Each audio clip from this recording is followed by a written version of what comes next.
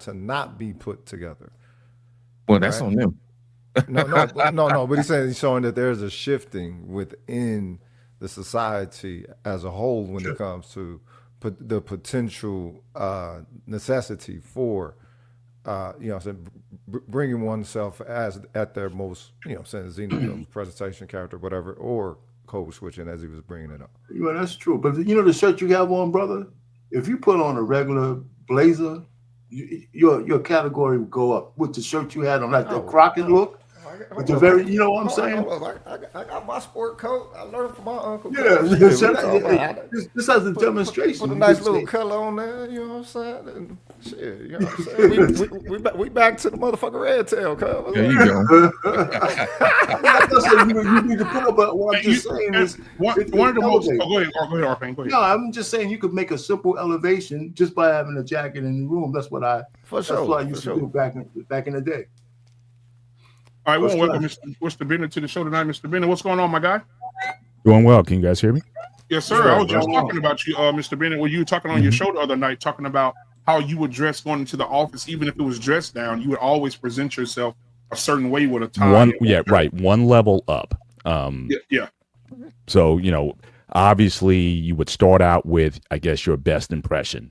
And then you get around the office and you see how everyone's dressing, like guys were saying. CEO, he's in jeans and and a polo shirt or something like that. So again, very casual environments. But I got so used to dressing in a certain way, slacks, polo shoes, color coordinated or whatnot. It just became a part of who I was. So I always did that. But certainly when we were back in college, and I go back to the late '80s and '90s, we were like dressed up and down. A lot of guys from the Nation of Islam. And certainly there was like a certain dress code and standard when we had events. You wore suits at events or whatnot. So we kind of learned that kind of, suited and booted from jump. And that still kind of stayed with me. And I guess the only thing I don't want to miss out on is, I'm still conscious enough, and maybe I don't need to be. I mean, the way people talk in these spaces, just because you may see Mark Zuckerberg or whatever, and or when Steve Jobs started doing his presentations in the black shirt and the jeans and whatnot, it's like, I can do the same thing. I still think, and I would still inform a brother who's going into corporate America or other spaces like that you don't just think you can just show up like everybody else. I still think you're going to be judged by a different standard.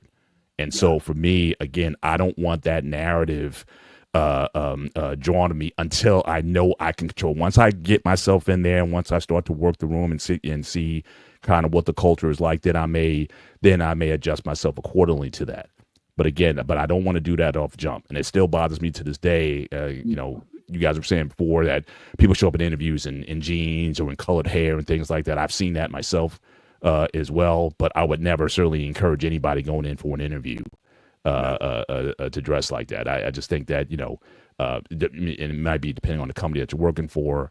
But I just want to recommend that certainly for a black man to do that. And even my daughters now who are, getting established in their careers, I'm constantly on them about, check your wardrobe. There's certain things you should have. And I miss, like, whatever happened to those business suits that the sisters used to wear back in the day.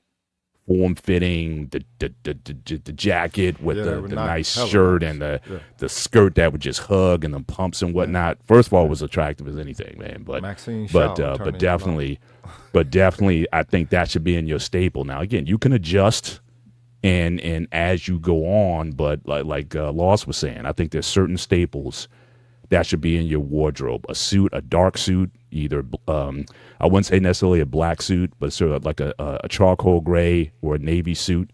I think you need a blazer. I think you need, again, 3 pairs of shoes, black and a brown pair, and belts, and make sure you wear dress socks, not white socks, with your suits.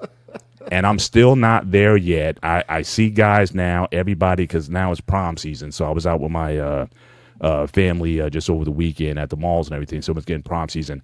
I still haven't adjusted to like the tuxedos with the sneakers yet. I'm not there yet. Yeah. I'm not saying you got to wear patent leather, but a nice pair of shoes is still unbeatable. But yeah, showing up in a nice suit with Jordans on, I'm not there yet. I'm not just I get it's a new generation, That was my but I still But you think know what? that You know what? Robert Kraft, the owner of the Patriots, said that. He said people look at him how he dressed, and he'll put on a nice sport jacket and some tennis shoes. He said he's had people that he's donating a lot of money to say, "This is a black tie event. You can't come in here in tennis shoes." He said, "If I can't come in here dressed the way I want to dress, you're not getting my money." yeah. Well, you can do, But see, now that comes from a position. Like I said, if you're in a position where you can dictate, Yeah. then by all means, then dress the way. Like I said, Steve, you wouldn't have told Steve Jobs how to dress. Yep. Or like I said, Mark Zuckerberg, when he started doing his presentations with his hoodies on and whatnot. Yeah, if you own, then yeah, you can control the narrative. But until you get there, then I think there's still rules that you go by. Now, again, some people will, label that codes with, again, same how you talk. Like, profanity. I again, at least until people are very comfortable with you and you're in that environment and you think you can kind of let loose with that, no profanity. Until you've earned the trust or the respect of those around you where, you can kind of let loose like that. I still think that you need to have a certain level of decorum and a certain guard up before you just let yourself go, or you become an authority figure where you can, have some control over the environment. But, just coming in, and that's, I think, a problem with a lot of younger people. You just think just coming in just like, like a boss, and you haven't demonstrated yourself yet. Do you think, Mr. Bennett, it says a lot about the company if they do come in with green hair and they do come in with jeans and a t-shirt on and they hire them for those big jobs? I think it really depends on the position. I think, especially in the tech space, especially here in this country, there's a dearth of talent, and certainly if you can demonstrate that you can actually do the job, if your technical ability is such, and you're also jobs that command top dollar, like back in the day, if you knew SAP or some high end database skills or whatnot, they were like, we don't care as long as he can get in. I mean, he's going to be working a grade short shift or overnights anyway, or whatever. Or now, especially since the pandemic, everyone's been working virtually. So again, everyone's attending meetings. You might have your shirt on, but you're in your underwear, doing Zoom meetings and team calls, stuff like that. So there's definitely been a lax in terms of that kind of culture. But I think more so than say certainly 20, 25 years ago. Skills definitely pay the bills. I would certainly concede that there's certainly been a move in direction of, if you can get people who have the requisite skills to have an immediate impact on your bottom line, then I think you can certainly let some things go. But again, that's still a show and demonstration of your abilities and your ability to command that, because that's also going to have an effect on your rate. When you have those kind of skills, you can name your price. They trying to pay you 75. No, I want a 100. I want a 120 an hour. And so again, you have to be in position. And I think for a lot of people, they think they're in position, but they're really not, to really dictate or make moves like that. And I think, again, understanding where you are in your skill set, in your career, I think those things are important. You always have to have those things in front of you before you can make those kind of demands or make those kind of changes. Yeah, because we got a VP of dealer operations at the bank, and they hired him, and he came in. He has the Zelda necklace on today.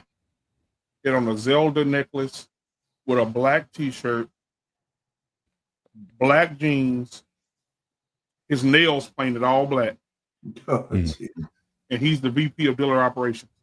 Mm-hmm. But I'd have to say, I just looked at him like, I got you. Yeah, 100%. Dude, like, what the hell? How did he get here? What?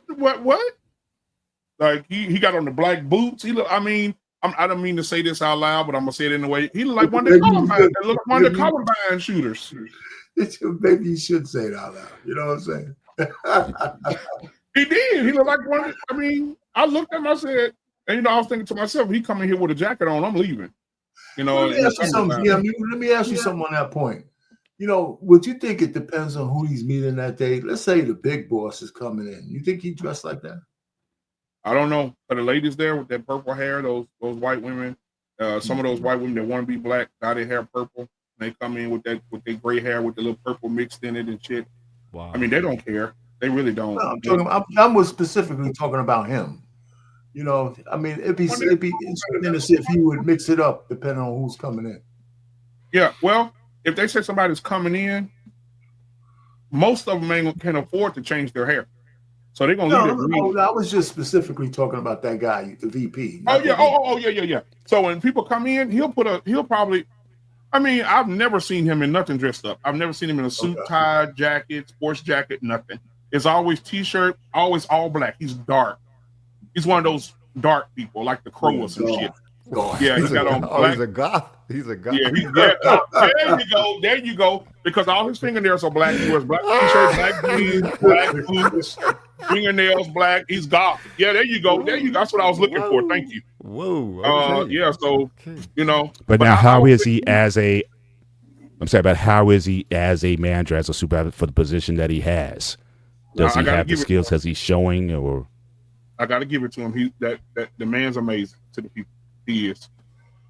He every morning he asking everybody, "Do you want? You know, how are you? How are you feeling? How's your family? I'm going to get Starbucks. Who wants something? You ain't got to pay for it. You want that in chat last week? I mean, he's just that guy. He's open like that. Like when he comfortable.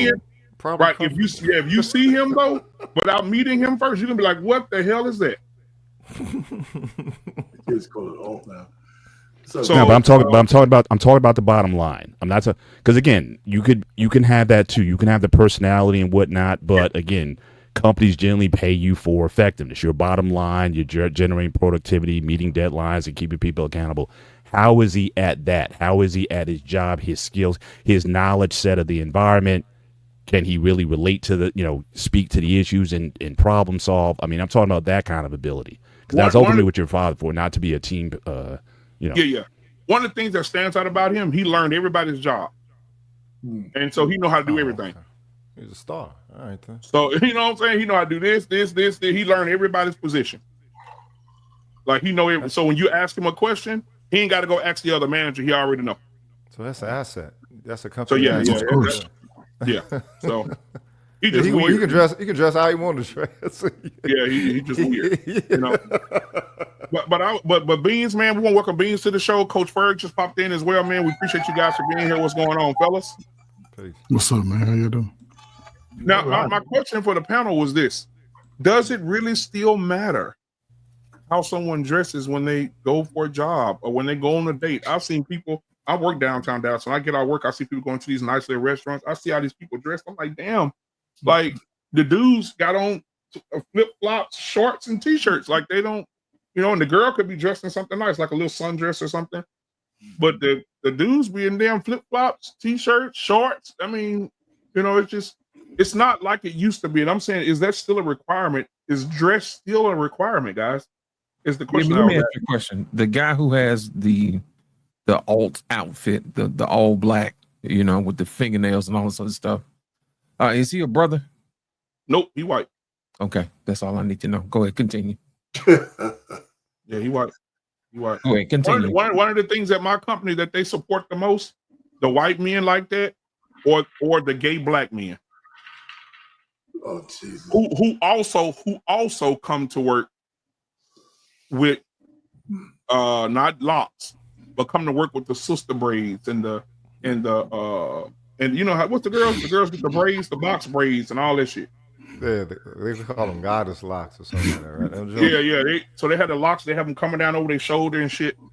And Mr. Bennett, they do be wearing the business suits that you be talking about. The fellas, they have on those business suits with the bottom and the top blouse and all that shit. Oh yeah, they got on the chick business suits. They don't have no shirts on that blouses on. That's what I'm saying. Blouse. So yeah, they recognize them a lot. Fuck. They had twisted the Yeah, world. let's get Beans in here, man. Okay, I want to hear what Beans got to say. Beans, what you? Y'all jump me again. We gonna fight in this space. That's what I say. Coach Fergo. Yeah. No, go ahead. Yeah, what up, y'all?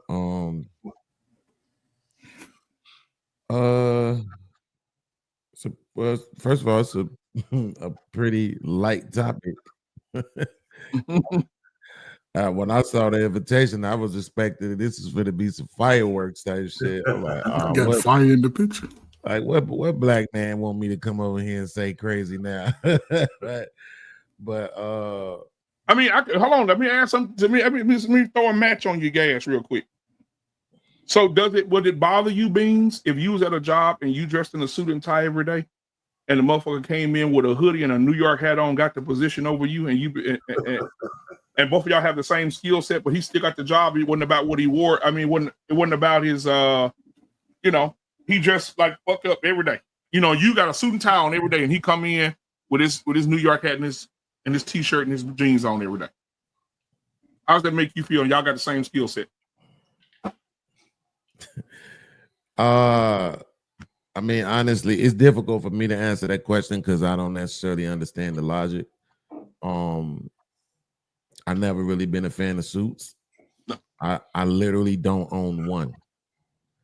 Right, I don't have one, so that's never really been my thing. I mean, I feel like if I believe I'm supposed to get a position, it don't matter what the other person was wearing, I'm still gonna want to kick his ass.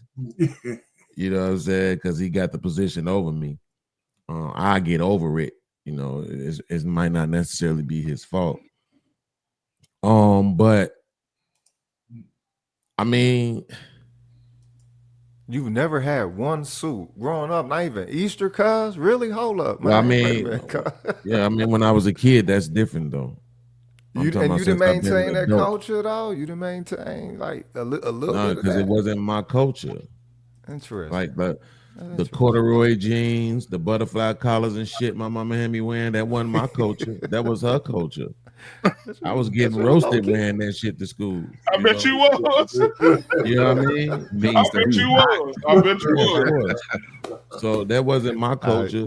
That was their culture. I can dig So it. I mean, I guess probably I've been on this mental rebellion since I've been old enough to, choose my own clothing.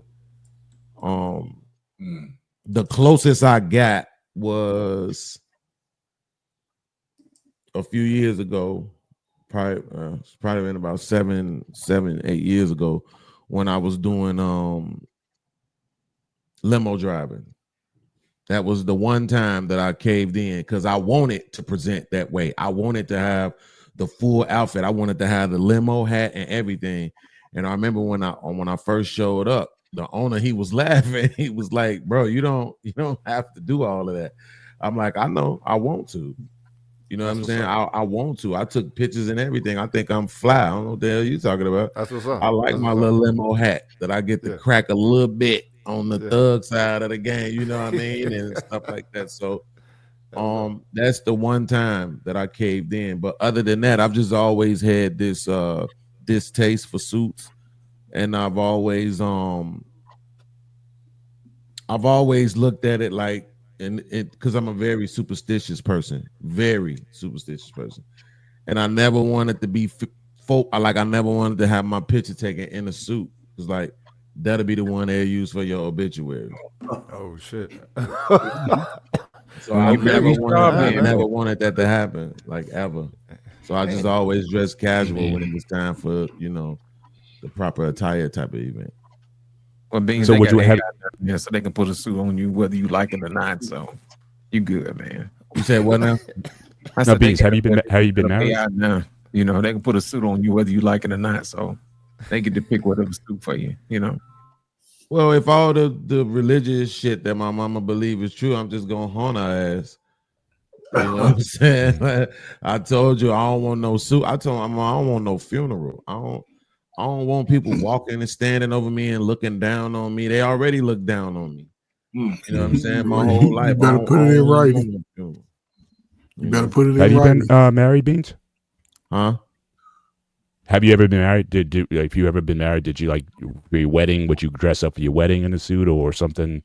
Nah, I mean, I can't remember what we wore, but believe me, it wasn't no suit. We wasn't dressed up. We had on our regular clothes. We didn't even have rings when we got married. When it was time to do the ring part, we just held hands. Like it was what it was. But Yeah, I don't know. I mean, I heard somebody say earlier when I was setting my camera up and shit. Like, you got people out here with tattoos all over their face.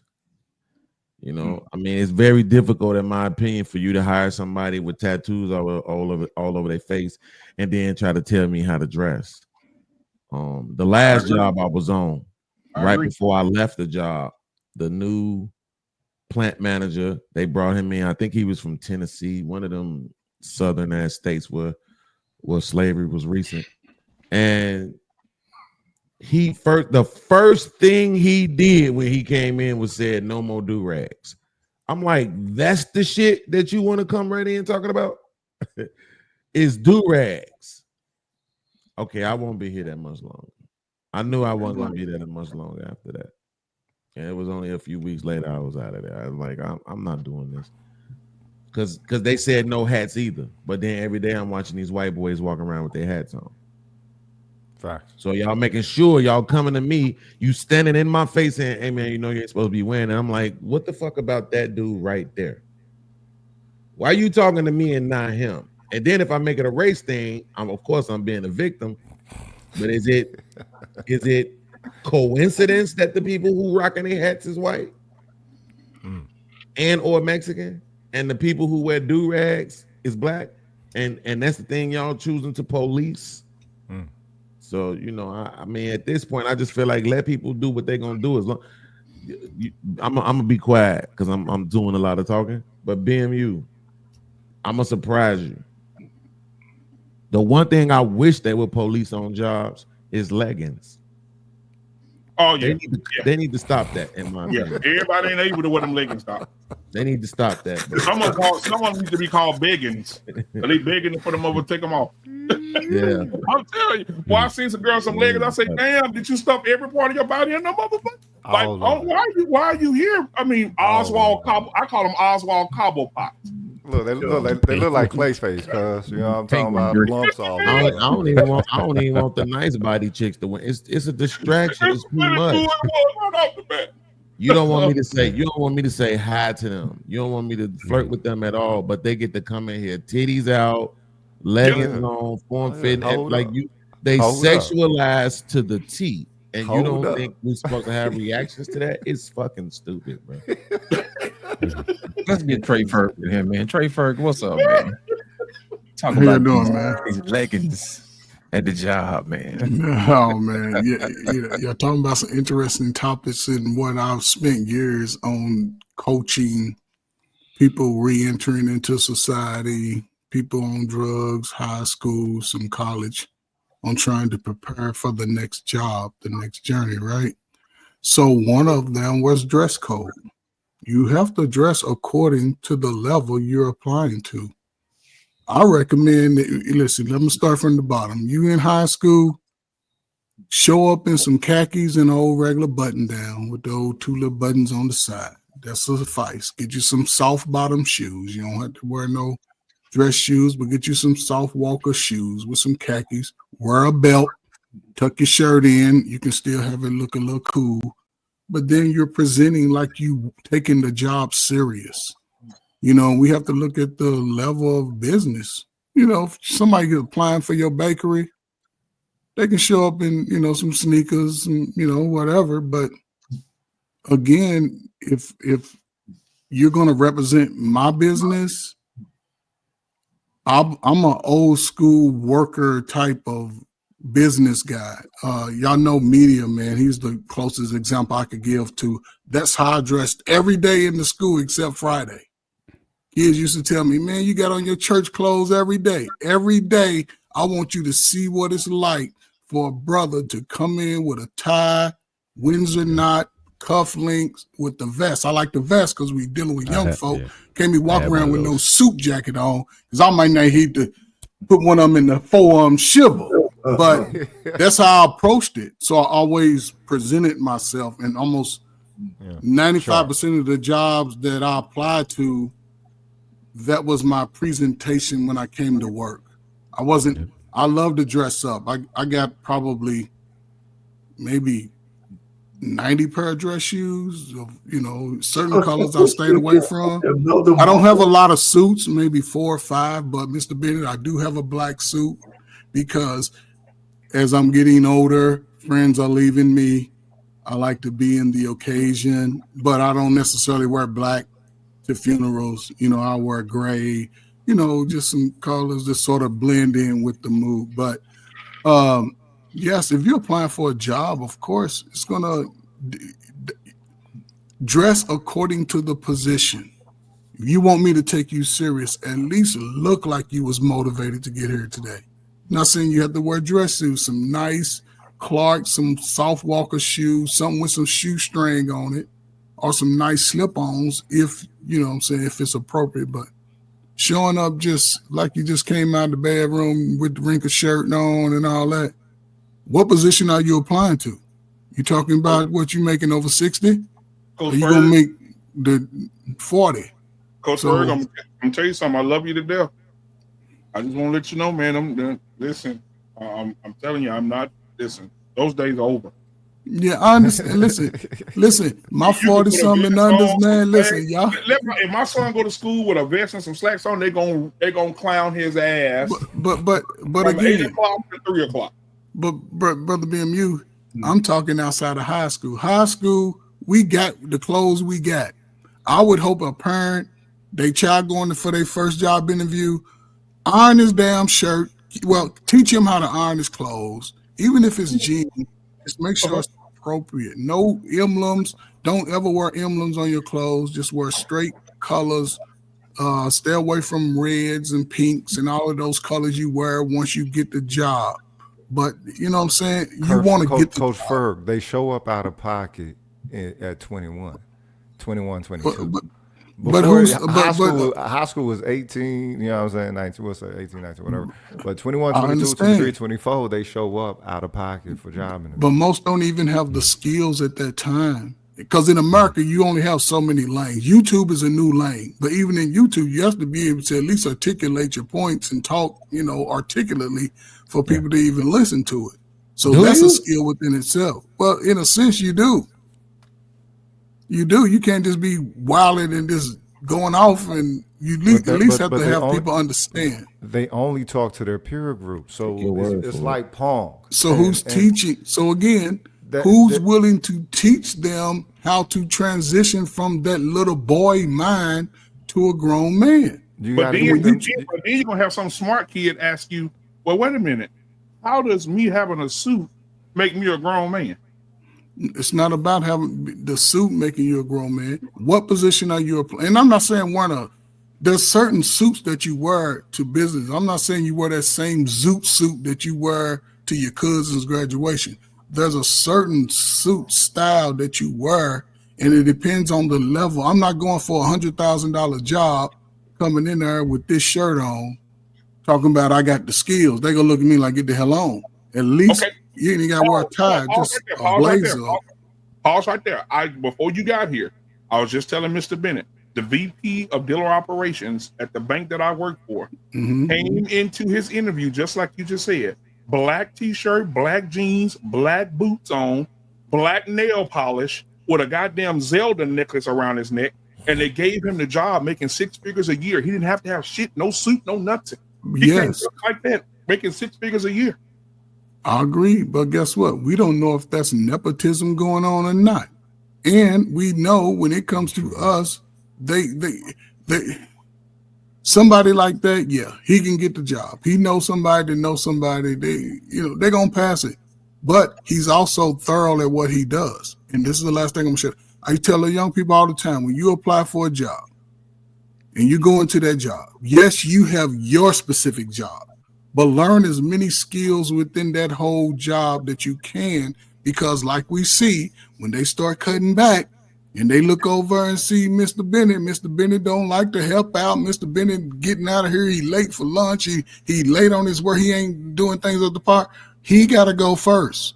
But our pain moves around. He's trying to learn new skills. He's valuable, just like the guy. He learned everybody's job, so they know that. And when you young is the greatest time to learn it. So as you acquire those skills and you go on to the next job, hey, we need somebody to do this. I can do that. That's on your resume now. That you now work with AI. You now work with cybersecurity because you participated. But, And let me say this, because a lot of people, like the people that we look forward to, I mean, not forward to, but the people that the most influential people in our lives, which are sports figures or maybe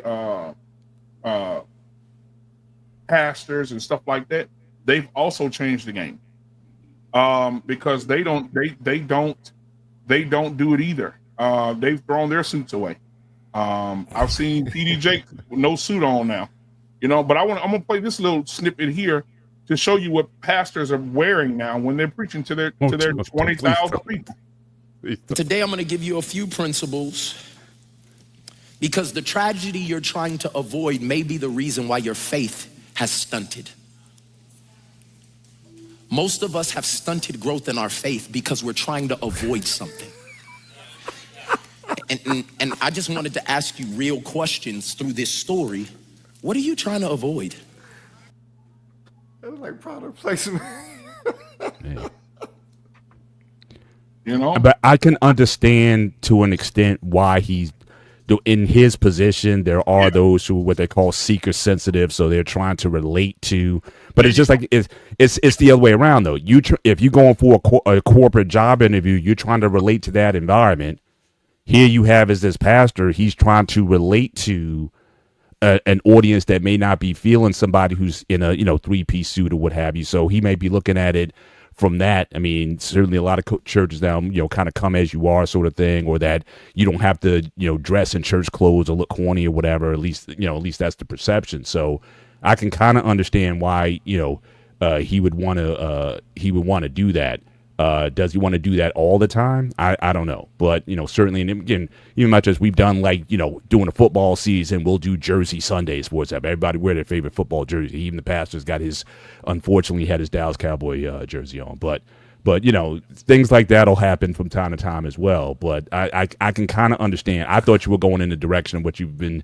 Some of these videos where the pastors got leggings on and stuff like that. I thought you were going with that. No, look, football is a whole ritual. All right, let's keep it 100 and acknowledge that football is a whole ritual, and you got a ritual within the house of God. What the hell is up with that? Wait a minute. And that's, right, Center mass, cuz. Right, and that's what I'm saying. Like, even that was Mike Todd, but then Anthony Mitchell, who is he used to be in them streets really, really bad when he was young, 19, 20 years old, whatever.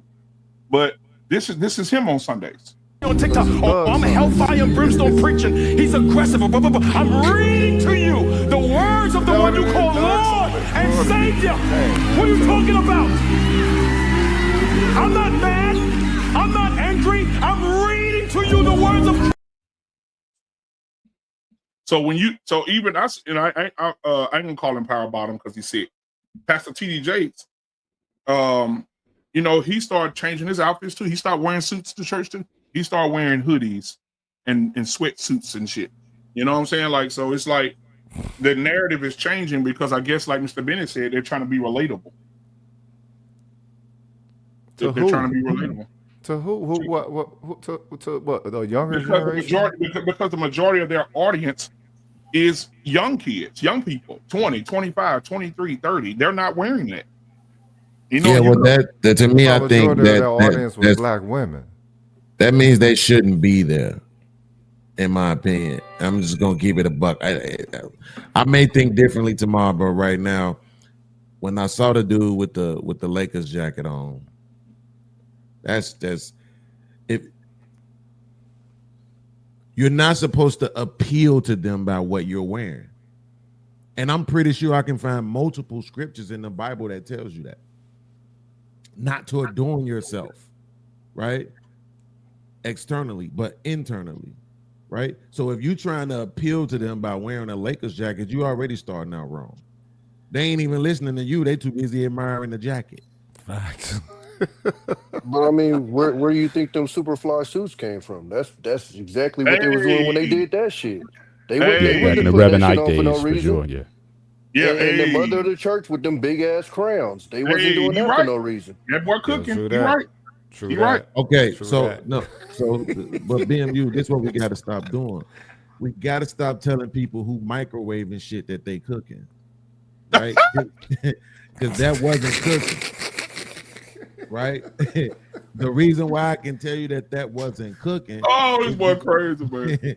The reason why I can tell you that wasn't cooking though is because here, even if I wanted to concede to you that it was flamboyant and distracting, it was still considered what type of clothing. Yeah. Yeah, because white folks said it was. Because I'm pretty sure but I'm suits saying ain't come about, from I'm us. talking about us though. What type of clothing was it considered? Church It clothes, was right? Yeah, it was You considered didn't- that by us those hats because that the women wore on Sundays. Did Yeah. you see those hats any other day of the week?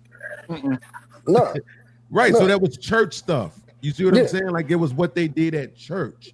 You see what No, I'm saying? So absolutely. even if But- I wanted to concede that it's maybe flamboyant or distracting, it was Yeah. still church going clothes.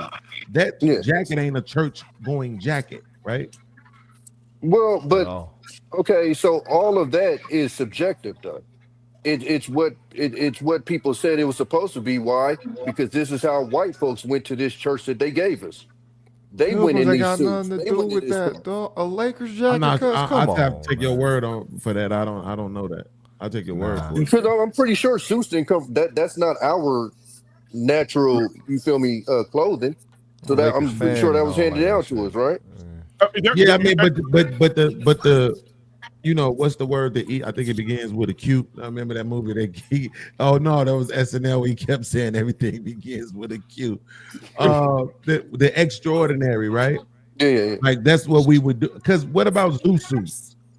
Like that was a black thing, right? The zoo suits of like the Harlem Renaissance period, Yeah.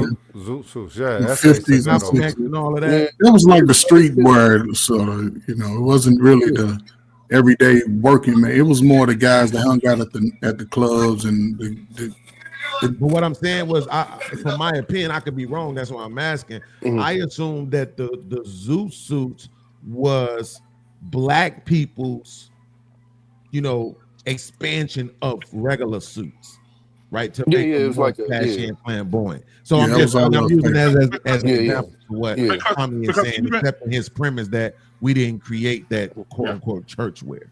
Because even like my mom back in the old church, we talk about old clothes and stuff, and how my mom them used to put those white gloves on, and how they used to be so delicate with the stuff in the church. And I started doing some research. I said, "Wait a minute!" I said, "I wonder what this is." And I said, "Mama, I gotta tell you what this is." She said, "What is it?" I said, "Mom, do you know the tradition of wearing white gloves started with the oppressor?" She said, "How?" I said, "They used to make y'all usher at their church, and they make y'all put on white gloves because they didn't want your black skin touching them." well, it started in the homes first. But even Started things in the like home. this, though, we was going to church when we was slaves, right? Was niggas putting those suits in, or was they wearing that raggedy? What the hell? uniform? Oh my god! No, so that would be people wearing what they had to wear, right? Okay, so but and I believe it's a scripture. Listen, I'm not a Bibleologist, but I believe it's something in there that tells you to come as you are. Oh, hold on now, Tommy. Hold on now. It's one scripture, Mr. Bennett. Always gonna hold me accountable if I get it wrong. Mhm. 1 Corinthians 9:22, it says, "To the weak I became weak to win the weak. I have become all things to all people, so that by all possible means I might save some." Would you relate that to that, Mr. Bennett?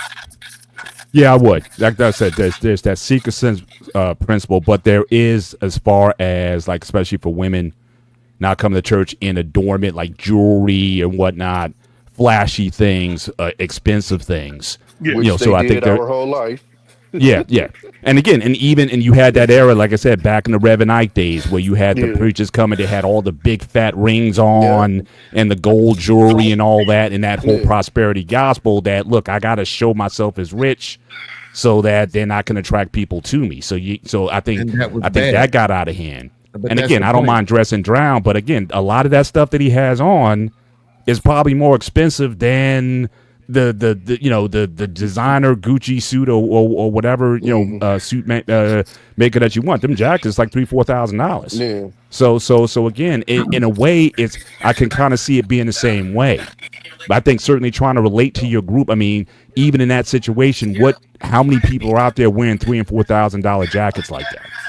I don't think that's realistic either. It's You know still, what I mean? it was still goofy though. Is the I point? gotta And a mute lot up. of those preachers back in the day used to be pimps and players and stuff like that. Oh, yeah. They Yeah. would reform, But right? Yeah. Which would speak to the reason why they had the style. Platform, that the they had. platform. Should, But I'm just But- saying, but like, so even when I the ones just that looked it wasn't up, that though. well, when I just looked it up, it says yes, Zoot suits. I didn't know it was a T on the end of that word. Zoot suits originated amongst Somebody got a TV on or something. Yeah, somebody got something on. right? So yeah, zoot suits originated amongst African Americans, right? Yeah. And then later became popular among Mexican, Filipino, Italian, and Japanese Americans in the 40s. So that's what I'm saying. That was our play on suits itself. Like, okay, suits, okay, we'll wear them, but we're gonna do something different to them. You know how we always do, everything got to be swagged out. So I'm saying, like, even the church stuff, right? Because when I went to white people's churches, I didn't see those big dumbass hats like the mothers was wearing in the black churches. You know what I'm saying? I didn't see all that. They was dressed like how it look on TV. You know, regular suits, and they had on they fluffy, non-fitting. You know what I'm saying? It was pilgrims on TV too. form-fitting, Yeah, they was the only ones on dresses TV or at that whatever. time.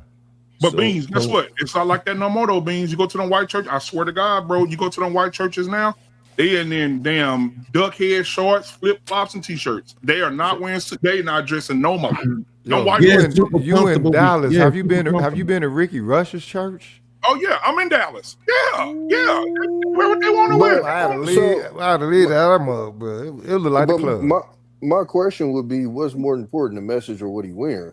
You can't have because- hoes dressed because- like hoes in church, But, cuz. Tommy, you made a statement though about Come on, you made a statement. Come as you are, right? I think people misuse that statement. It's the Lord telling people to come in whatever state you are in. It's not necessarily come to church anyway, looking anyway. It's like come Wow. where you are. So is there a scripture Yeah. that say come in your suit? No. No. I don't think that's anywhere So in there. again, but and I'm not saying that to be facetious. I'm saying that because that's something that we came up with to say this is the proper attire. That didn't come from the word. That came from niggas, and Yeah. niggas got that. Yeah, I White can folks, think that. they gave it to Yeah, them. it- Oh, it- this is how they go to church, so we supposed to go to church like this. Well, Oh, but wait. But see, this is the problem with that, though. Became the vernacular, meaning people started taking that come to church as you are. It's really come to. Oh the no, Lord. I get what you're saying with that, RP. Yeah, Okay. it's not. It's about what you are internally, right? You Yeah. are a sinner, so bring your sins with you, right? Yeah. That's really what it's saying. Like whatever you are, come. Not. It don't have anything to do with the way that you dressing. Okay, But- but would you let hoes dress like hoes at church But- though, cuz? But so this is where I was about to go with it though. To Tommy's point, is that so like with Muslims, you know, they don't even pray in the same room together, men and women. Yeah. Okay. Right, because their whole thing is this time is supposed to be about this and not about that. Yeah. Right. So that's what I'm saying. If your religion is real, and yes, that is a low-key shot at Christianity.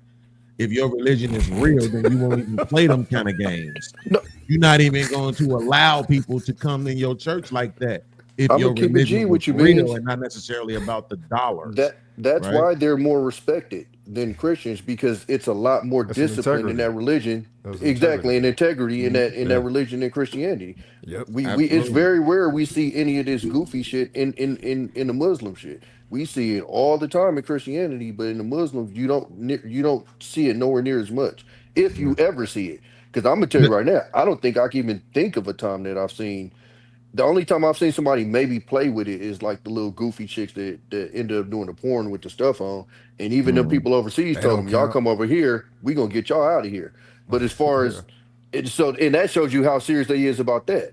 But outside of that, you don't really see nobody playing with that religion in any way, shape, or form. Period. Yeah, but that's the point to the dress code thing. So not that I'm trying to say a suit is the proper attire. I'm saying Yeah. suits were proper attire.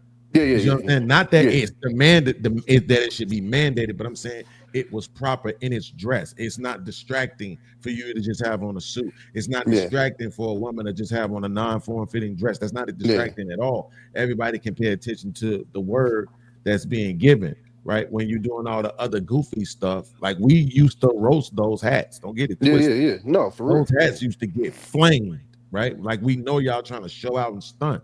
It was about classism inside the church. right? That shit got and we was kids roasting that shit. I don't think we understood the classism part of it. But even going with that, when you see the Muslims, they wear a simple black suit. It's not a Italian tailored, this, that, and that suit. It's literally usually just a regular black suit. It might be tailored to fit right, with the bow tie. When you come to our church, you getting pink, orange, yellow. The shoes gonna match. All of this other stuff. And I'm not knocking it, but I'm just saying, kind of going to your point, it's hard to take people serious when you going to church looking like a crayon and you obviously look like a club. Well, that's church look like the club. That's Easter tradition though. When it comes to better black off people. or are we worse off because of it? Are we better off or worse off because of it? I think we would be better off if we'd followed more down the Muslim route than the Christian route, to be honest with you, just because of the discipline that I see in there. Of course. I see it's way too much playing when it comes to Christianity, and I don't see none of that playing in the Muslim thing. And I'm not too many loopholes. It's like even when you wasn't doing it on purpose, when you said "come as you are," that's what I'm saying. Then what you think the women are saying when they showing up to church half naked? You're right. That's all we see with Christians is let me find the loophole so I can fit under this, but I can still live the way I want to live. Like God knows my heart. He's still working on me. They outside, married and everything, and they Christianed up, and it's like I don't see Muslim women moving like that. I think pastors have gotten angels off dick, and then got to the point where they don't hold nobody accountable no more. They see a woman with a tight dress on, they rather fuck her than try to bless her. Try to tell her that she's in the wrong attire. But you know what? It's a form of blessing. It's a form of blessing. Well, I'm gonna tell you this, the magic stick, man. We talk about those suits, but them pastors back in the day with them suits on was fucking a lot of them niggas' wives. For sure. Oh, yeah. Hey, I'm buttoning them bitches. Hold on, Sister Johnson. I'm gonna show you the milk of Jesus. Give me one minute. No, but hold up. Wait a minute. Some of them was actually obligated to as well, because they was throwing a lot of pussy, right? So it is what it is. Oh, no. Y'all understand what y'all doing right now? I don't know if y'all know this, but everybody right now is making a claim against this religion at this point. I'm just saying, like, maybe the religion is the problem. With the religion. No, it's the way that black people use the religion. That's the problem. That's the religion. Right? That's the problem. If they use it like a discipline instead of like a slave, then it would be all right. So why they can't do it with that religion? But because it's one of the top, because that religion got the top principle. Look, religion, Islam is submission. This one is with Christianity is supposed to be righteousness.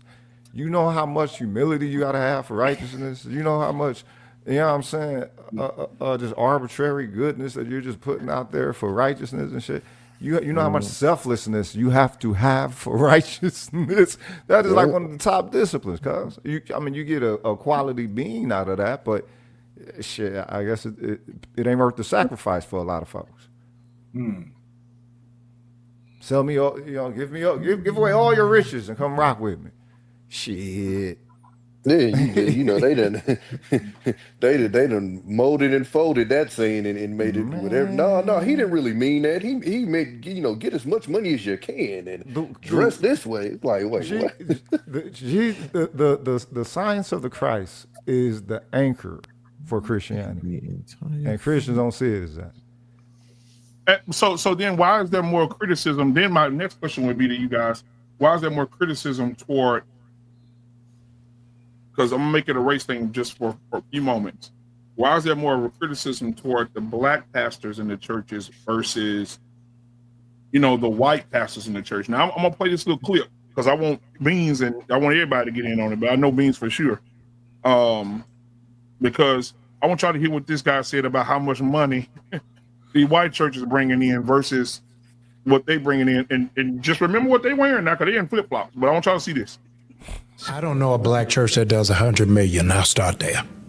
Right. But it's a whole bunch of white churches that do. Yeah.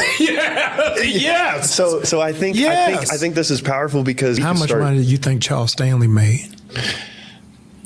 Definitely a lot. The whole Stanley family, they undeniably they're good. Yeah. So, but I think like let's not run by that. No, I'm serious. Think on record, important. Charles Stanley was an amazing teacher. Yeah. Amazing man of God, amazing leader. And there's no discussion about how much money he makes. where he lives, what the estate is worth, or that the Stanleys were the largest distributors of Amway in the country, and they did it under the ministry. So nobody talks about the Stanley headquarters that is more than 2 blocks off the highway. Come on now. Yeah. But how many stories about what Jakes drive? Yep. Where Jakes $4. live? Come on now. The inequity. We're going back to it. I know you're trying to run from this racism thing, but the inequity of the racism in America sees itself over and over and over again. I have absolutely no idea. I'm not in any way thrown off. I have no idea how much money Jensen Franklin makes. It's not on my mind. And I'm not saying he's done anything illegal or immoral. I'm saying to you, it's not a conversation. I am saying, I'm saying to you, it is always a conversation in blackface. He tired of it, huh? All right then. So my thing is, he's talking about Jensen. He's talking about Jensen Franklin, who is if you don't know churches, Jensen Franklin is a white man who damn near made billions in ministry. And then he talked about the Stanley family. If you don't know who the Stanley family is, they use the church's money to create Stanley. They just to create their company. And they make you talking about the tools? Hundreds of millions of dollars. Like the cups that these broads is drinking out of? Look them up. Oh, and he dead. He dead now. But his family, they got so much money, they don't know what to do with it. Yeah, but I'm saying, like, you never hear that in the white community, though. You never hear like, hey, why is that pastor landing a 747 jet in his front yard? You know what I'm saying? But Kenneth Copeland got on the TV and said it. Kenneth Copeland said, I went to Tyler Perry and said, I like your plane. My church gonna buy it for me. Who is being informed of the potential scandal that they're doing? Like what audience are they trying to reach with this information that's going to cause some form of a social shifting with, you know what I'm saying, the pastor? And if you were to expose these pilgrims, then who would you tell? Who they finna tell themselves? They finna tell us? Who they finna tell? I think it's something that we have amongst each other that is weird. A lot of times when we're on these panels, I hear people start off with black people do this. And when I hear what they say, like, I've actually lived with white people. A lot of people haven't. They'll get up here in line and say, I had to live with them. Yeah. They do a lot of the shit that we do. Broke people do a lot of the same things. Shit. Yeah. And it's labeled black shit or nigga shit. And it's literally broke people shit. And I see that shit time and time and time again. I think the difference with us, I don't know why, but we hold each other to such a super high moral standard on every fucking thing. It's no different than when you see if I get bad service from one black owned place, I'm not never going to a black owned place, but I can go to 50 white restaurants to get bad service, and I'm going to 51, 52, and 53. Right. I don't know what it is. It's weird, but we have that amongst each other. This like what they say with the pastor thing. It's not even a discussion amongst them. The weird shit that white people do in trailer parks. It's not a discussion amongst normal white folks. They don't even acknowledge that. But I think we have something in us, like it's almost like we want to find a way to feel better about ourselves by tearing the next person down or trying to point to the flaws in the next person. Like they had a discussion with happening about like the welfare thing. I think a lot of people do that to make themselves feel better. I'm middle class, I'm check to check, but at least I ain't that welfare nigga over there. Like I think a lot of people do that to make themselves feel better. And I think a lot of times it's to the detriment of us, because a lot of the bullshit that white people do, it just happens and they keep it moving. You don't hear nobody talking about these uber rich white folks that we all know got rich off of bullshit. Whatever. But if you let one black person sell a bag of weed, put that nigga in jail for life. He's destroying the community. Oh my God, woo woo. So it's a weird dynamic that I just noticed. It's not weird. The thing is, that is the forced racial power dynamic. It shows that it's a power dynamic. It's not a class hierarchy as they attempt to project out there. It's a power dynamic, just based off of skin color. So it's like, all right, then, who is it that is providing these pastors information that they don't want out there? And if it's always the black pastors, it's like, all right, then, is it black people that is initiating, you know what I'm saying, these doxings into their books or whatever, or is it an outside factor that is presenting this information where nobody was asking about it, but now, here it is on the docket. Now you got this friction that you're going to go, about. Like I was asking before, who is the audience for the so-called scandal? Is it his parishioners or what? It's not, but I don't even know why we would consider it a scandal though. Because I'm saying it's projected as such. It's projected as such, right? The fact that they have such accumulation, it's like basically it's like, what a nigga doing with all this without saying it. You know what I mean? Exactly. Let me say this real quick before I forget it, because my memory is getting bad. I tried to write it in the chat, but I don't like typing either. That shit feel homo. This nigga here, Kyle. The fact of the matter is that I wish I could meet that guy from that video. He the same one who told everybody to boycott Target, right? Yes. I want to meet that guy because I want to slap the shit out of him. And I really want to slap him just so he can hit me back and I can sue him and shit. Yeah, because he also said this. These hoes ain't loyal. You gotta find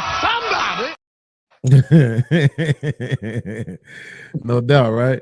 But no, the reason why is because basically what he just argued is just because white people own slaves, so should black people.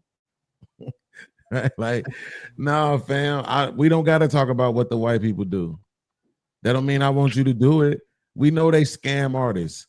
We know we know they manipulate. We know they bogart. We know they monopolize. We know they misuse. And we know they do all this stuff. So why just because they get to do it because they're the dominant society don't mean that I'm gonna celebrate it or not have criticism for you if you do the same thing, right? Not to mention the thing about when you say white people, I lived around white people, and I'm not trying to say Tommy Den, but I lived around them for real. I lived in Iowa, 40 minutes away from Minnesota. White people, country ass smelt like doo-doo all summer long. White people, average motherfucker 59 years old, white people, okay, like really didn't really have filters for their tongue, white people, right? Yeah. So and to be honest, they was nice, but they would say little things that let you know that they were white. Shit. Now they had what's that drug they be using? Meth heads. They had their meth heads and they just pretty much forced them to the outskirts of town. Like all the meth heads lived in a 3-block radius. Right? Everybody living together. It's y'all area. Y'all better stay over here or it's gonna be problems, right? So they didn't spend a whole lot of time talking about them, to Tommy's point. But the reason why is because white people spend their time talking about everybody else. That whiteness is still whiteness. It's still pure. Right, to some degree. So no, they're not going to spend a whole bunch of time talking about white people. Charlie Kirk don't spend no time talking about white people. Michael Knowles, none of these guys. The only time they do is when they talking about leftists, and they're not necessarily addressing white people. They're addressing left. They're addressing Democrats. Right. So what I'm saying is they ain't got to spend time talking about their own people because they too busy talking about everybody else, especially us. Amongst themselves and in the media. Well, you know what, man? I just looked up Lakewood Church. If you don't know who Lakewood Church is, that's This Is My Bible, Joel Osteen Church. Yeah, many like him, but this one is mine. Yeah, man. Homie right there. I rock with Joel. Shout out to Joel. They got the old Houston Rockets. Yeah, I drove by there. He got 20,000 people in there every Sunday. But let me say this real quick, and you can have it, R-Pain. Weekly service and programs, $31.7 million. Night of event, $6.7 million. They TV ministry bringing in $25.1 million. They general administrative money, $11.5 million. Fundraising, $11.9 million. Ministry outreach, $1.2 million. Tithe and offering, $41.2 million. A grand total of $99 million a year in offering. People giving to the church. Yeah, exactly. Well. Listen, this argument. What kind of church is that? What kind of church is it? Scamming type. It's this discussion we're having. You ain't scamming if you hitting 100 million. Get the fuck out. You can't call that shit no scam. You definitely scamming if you hitting 100 million. You're not scamming 20,000 people, cuz. It's all donation. That's absolutely scamming. All donation. And it's tax exempt. Exactly. Go ahead, RFA. Woo, they cooking over there. Listen, you know what? One of this conversation about comparing black and white churches like this is like the WNBA comparing themselves to the NBA. It's the pool of money that they're drawing from. I mean, you can't. You listen. You can argue me all you want. It's just numbers. The black churches siphon their money out of a poorer pool of people, and the white churches have a majority of people. They have more money to come into their churches. Now, all the nefarious shit is another story that what Beans was talking about. So when that pastor was trying to compare himself to one of those white churches, he was acting like he should be able to move like that with the money like that. That's just bullshit. You don't have that. You don't have that drawing power because your pool is a lot smaller. I don't think that's what he was saying. I don't think that's what he was saying. No, he's saying we should be talking shit about the amount of money they make. They make a margin of what these people make. He still talks about the money. They talk about how much money he's making. And nobody's talking about how much money the other guys are making. But the point really is he's never going to make that kind of money they're making. And the fact black people under this scrutiny is because of the people you're listening to. You don't think people got on Joel Osteen's ass for locking those people out during that goddamn flood? Of course they did. Yeah. And they came right back to church next Sunday and gave $30 million. So I have a question for the man on this panel. Because here's the thing, though, right? Like, you got to think about what he's saying, though. Like, this is why I said I just want to slap the dude. Because again, what he is saying is he can't prove it. You know how many white people it is in America? You ain't in every 230 million of America. You don't know if white people is talking about these people or not. Believe me, Tommy just made the argument that poor people act like poor people and they don't got anything to do with race. You know what that means? That means there's some poor white people out here talking about, look how much money them churches over there making. Look how much money Joel Osteen making. Look how much money Charles Stanley making. There's some people doing it, you just don't hear them because you ain't around it. But at the end of the day, why do you want to be able to do the same thing? Why do you want to be able to scam people? Why? I think what his thing is they make a marginal amount compared to what these dudes are making, and they're taking 10 times the heat. I think that I'm not saying I agree with him. I think that's what his point is that we're making a marginal amount of what they're making, and we can way more. Arpain just made the greatest point. Tommy, let's say you're right. Then he needs to hear what Arpain just said because he's made the greatest point about that. You getting your money from people who are way more poorer than the people that those white folks is getting their money from. Yes. So that kills their argument right there. Now let's talk about, nigga, why do you want to be the top scammer? Why do you want to be the scammer nobody ain't talking shit about? Why is that your mission in life? I don't think his mission is to catch those white churches. I think what he's saying is they're making the amount of money they're making is like this. Okay. And like you said, it could be because he's not in our circles or whatever. I can say I've never heard that conversation before from white folks because it's a church that's in my city right now, and I think on Easter I think they did like 1.2 million or whatever. White dude is the reverend or whatever.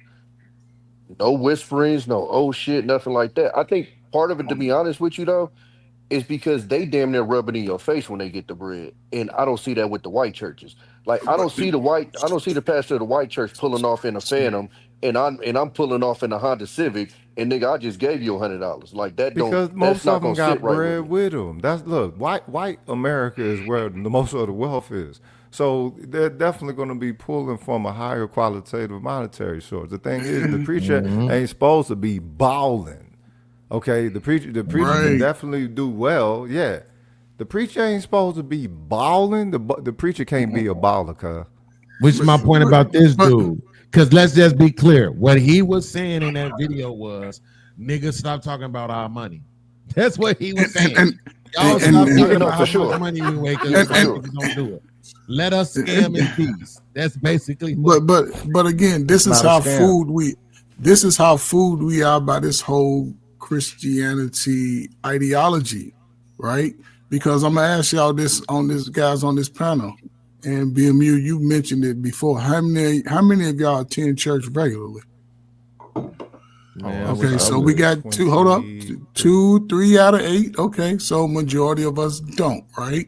So again, and we grew up in it though. Well, okay, but what I'm saying, growing up in it as a kid and acting in it as an adult are two different things. Because everybody that grew up in it, we all. That's the same God and it's the same principle, and it's the I same understand principle that. that you see being further detached. I understand that. Scam, However, it is a scam. Just know that. I understand that. However, we all the modern intellectuals and the smartest people, but we still moving subpar than our ancestors. Nope. We having the more bait. Hold up. We generating the least wealth out of everybody.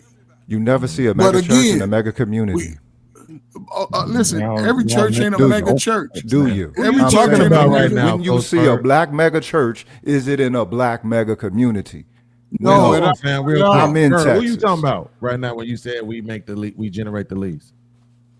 What I'm saying is, as a collective, right? Who are you talking about when you say we generate us the least? As a people? Us, well, I'm not saying we're not at the bottom. You talking about black people? Yes, black people. Say that. I'm talking about black people. Okay, I'm talking about the Nendros, the big lips and the big noses. Cool. I'm talking about us. Now we're not making. We're not. YouTube has a new policy that when niggas lie, you got to kick them off your panel, right? You cannot allow niggas to sit on the panel when they telling lies. Like we generate the least. Are you out of your? What I'm saying is this. Mind? Yes, correct. There is a group of people who are less than us. Yes, that is true. However, collectively, we know that our churches got church funds for the last 30 years, and that church ain't even put 2 windows in Sister Clara's house, who spent her life savings sending the pastor on his anniversaries, 3 or 4 anniversaries, and somebody mentioned his Maybach or whatever that he's rolling up in. Well, and this is the problem. We already identified that. Okay. Right. And this is what I have the problem even with this whole ideology, because everybody can read the word for themselves. It's just walking in what you've read and practicing it. That's how you can get exactly what's in the book. And it's somebody said it. A lot of us who are poor people, we go to these spaces, we spend, what is it? I think it's almost $50 million a week going into places that are nonprofit. So they're not really getting taxed. That's a lot of free money. And a lot of that is not, a lot of those pastors don't live in the community. They don't walk the community. They don't invest $5 in the community. And that's the biggest issue, because a lot of us are working people who look for that higher calling to touch us, but the word is not being given to them to be the highest level of people, in a sense, because it's speaking almost separative. The word is speaking when you. Go ahead. Okay, did y'all? Well, I didn't mention this. Did y'all know? I think they just stopped this recently, but did you know that you could file your tithes on your taxes? Yeah. Did everybody know that? So, yeah, it's been a while. That's interesting. Okay. So one thing I will give. No, I'm just hold on real quick, Tommy. Go ahead. So y'all did know? Okay. Yeah. Here's the thing. So it's church is a scam. Thanks for re-clarifying that for us, Coach Bird. But here's what I don't understand. That's why I want to ask this question. The Bible says, BMU, I wish I knew the scripture so I could say it to you, the actual passage. The scripture that talks about it being easier to put a camel through the eye of a needle than for a rich man to get into heaven. So that's, to me, I'm just saying, if you had to quantify that on a percentage of 100, where would that fall? If it's easier to put a camel through the eye of a needle, which we all know is fucking impossible, but if it's easier to do that than for a rich man to get into heaven, why the hell do all these people want to be rich? Oh, I'm confused. you ever heard the flip on that podcast? Because No, I they're not really talking don't. about I have. they're not talking about rich monetarily. They're talking about rich spiritually. And they don't follow the God of the Bible. They think they do. They ain't following that. Nobody They- ain't say that, Tommy. Don't do that. It was Don't nah, make me slap the thing shit is, out no, of no, somebody. no, Nah, listen. don't do demonic that. style of I adhering swear I heard a flip that to it. doctrine. That was crazy. Wow. Yeah, no, they definitely flip Told it you to where about these false it's prophets, not man. monetarily. It means this because no, the Lord wants me to look good. He wants all of us to look good. Bro, they listen. I don't know how they ain't got hoes on the stroll with the mouthpieces these niggas be having, dog. It just That's it be a crazy to fact, me. though. But It be some of them crazy to guys me. got women to sell ass and bring them all the money, so they really I nice wouldn't be with the surprised. royalties. But But I was here's gonna my say, other question, though, okay, Tommy. If that's okay, so then explain this to me. If I notice correctly, the people of the town own the Packers. Is that how it works? yeah, yeah, So why they don't do the churches like that? that's a good point. Yeah. It kind of does, man. Certain It's, families run it's the supposed church. to be. It's supposed to be a hub. Yeah. That's what it's supposed to be. Yeah. It's supposed, You're supposed to where be. you're shepherd. I'm tell you, if you go to the south, you'll find out there's each church is ran by roughly about 5 or 6 huge families. So it's kind of like that. Go ahead, Scam. I know you've been waiting, man. So as usual, we run with the narrative. So question, the people who do believe and go to church, why are you going? It sounds like everybody are auditors and somehow they came to church to go find what's wrong with it and do all these financial audits. And then I assume y'all don't put the money in the collection plate anyway. So I wonder why you worry about it. Then the people who don't believe, why are you going to church? Why are you there to go say what's wrong with the church if you don't believe anyway? But we go find everything that's wrong. And the very reason you're not supposed to go in anyway. And then it's all about the money. And this is a few, and yes, they are the loudest. The dude with the lime green triple-breasted suit on doing backflips, which you knew, and his suit's blinding you anyway. You knew it was a show.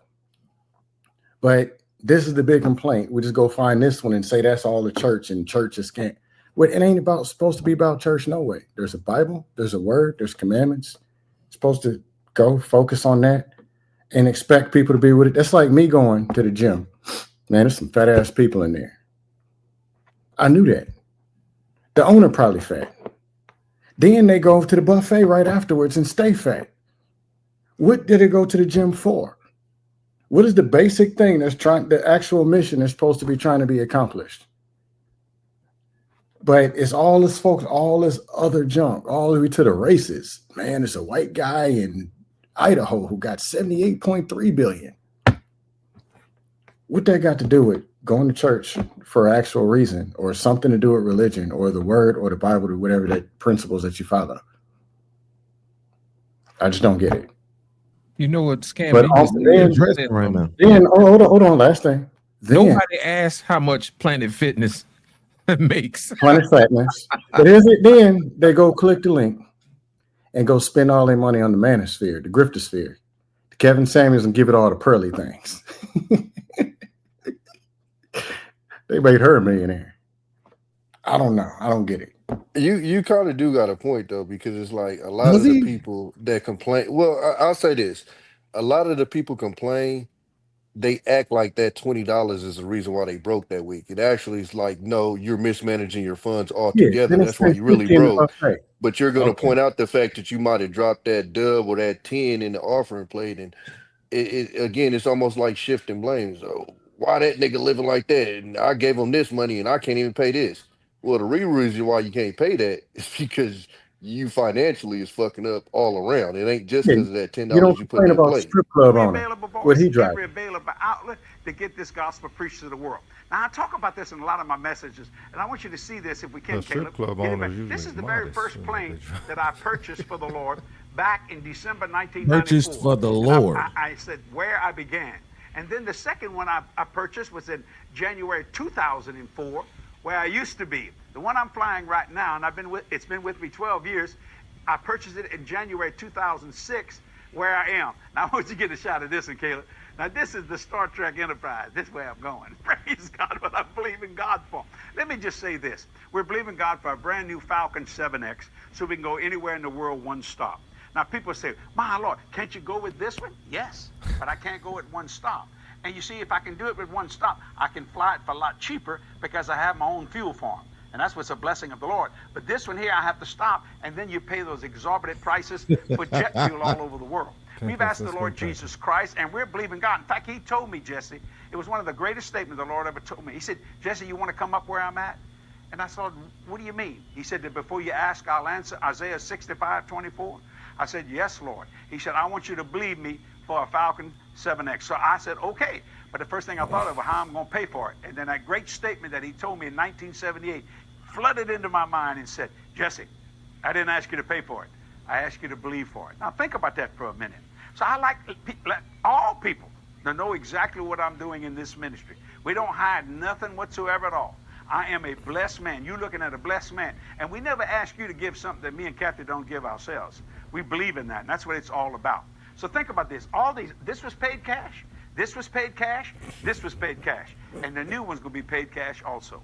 Now, let me make this announcement so everyone can understand this. I don't own the plane. This belongs to the ministry. If Jesus tarries and I go by the way of the grave, the next person that's going to take this ministry will use that, just like we use all the different things that are happening in our ministry today. In other words, if I go home to be with the Lord, you think the buildings are going to shut down? No. Whoever takes the next this ministry, they're going to use the buildings that we built debt-free. Think about that. And let me just say this. We've saved over $20 million building this complex debt-free. That would pay a lot of money toward that wonderful new 7X. So pray about becoming a partner to it if you'd like to. And if you don't have to. But I wish you would. I got a question. I had a question. I don't even know how y'all could take that shit.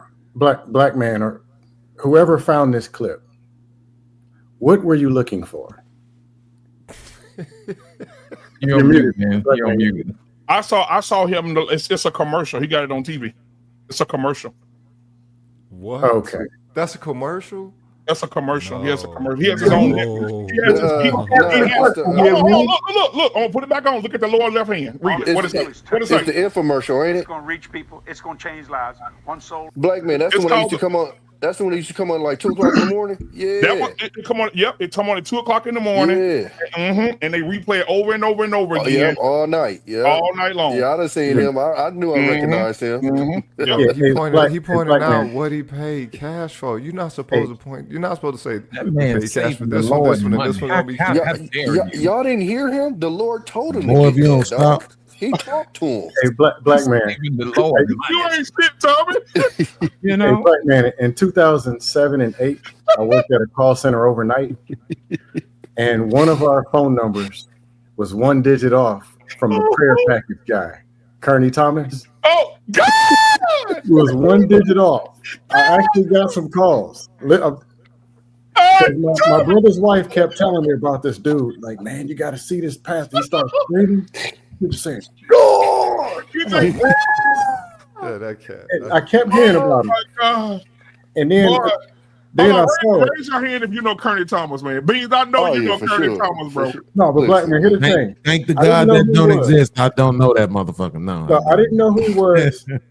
Then You're aware. people kept asking me, "What's this prayer package thing?" People keep calling us about. It's called It was a call a center. prayer package. One day I was off, and I was up 3-4 because I work night, and I see the commercial or the info. I was like, "Oh my God!" And then they told me, "Hey man, get the phone number so when people call in, we can give them the real number." But I literally had somebody call me Well, that's it, crying.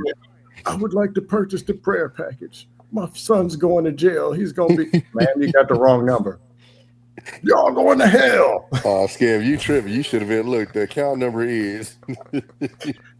I wanted to so bad, like clown with that. Black man, you But would I know the got in fucking trouble at reason the why I call know them center people. anyway for prank calling people because I was a troll there too. That shit This used to shit be is my horrible. return channel, bro. We used to Yeah, you watch the prank little call movies at night, the Skinamax. That used to be one of my return channels. So if I heard somebody moving in the house, nigga, heard to click it back to that. You have to be quick on that previous channel, nigga, before you get caught. Man, I hate to admit this. I'm actually kind of loosely, like very limitedly embarrassed to admit this. I used to love me some Creflo. I used to love me some Bill Winston. I used to love me some what's my girl name? Something Myers. Joyce Myers. I used to love me some Joyce Myers, Juanita Bynum. Man, it was a lot of them that I used to rock with, man. And it's like when you find out Santa Claus ain't real. You know, when you find out that all these people just a bunch of damn scammers, it sucked, bro. And me watching that, but is that predicated upon how much they accumulate? What's the level? What's the limit? If there is one. It's predicated on the fact that they know better. That's what it's predicated on. See, when I was growing up, we used to go to these small churches, right?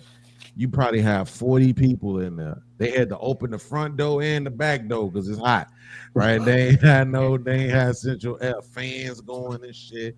You know, teenager on the drums, auntie on the organ type shit, pastor 79 years old type shit, right? Shit, if you're a teenager. Little storefront, apartment upstairs. Mother Johnson lived for 57 years type shit, right?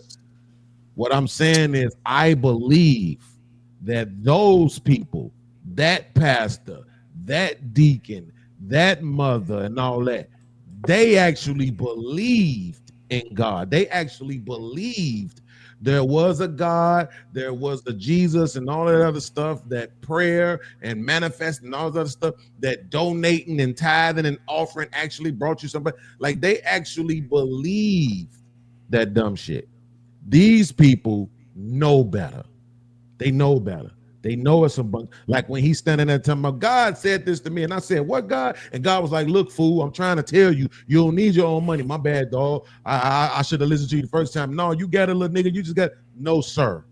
If you are having a conversation with God like that, then I hope all the bad things in life happen to you and you alone.